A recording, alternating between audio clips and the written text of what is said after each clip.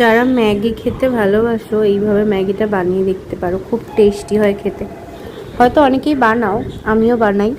তো ম্যাগিটা হচ্ছে ঠান্ডা জলে একটু ভিজিয়ে রাখতে হবে, বেশিক্ষণ না, বেশিক্ষণ ভিজিয়ে রাখলে আবার একটু কাদা কাদা টাইপের হয়ে যাবে।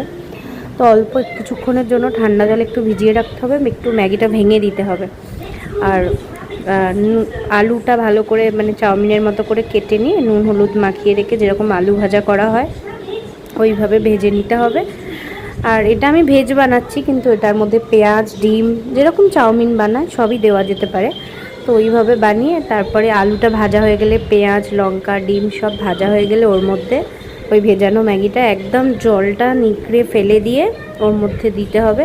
ভালো করে অনেকক্ষণ ধরে নেড়ে নেড়ে ভাজতে হবে।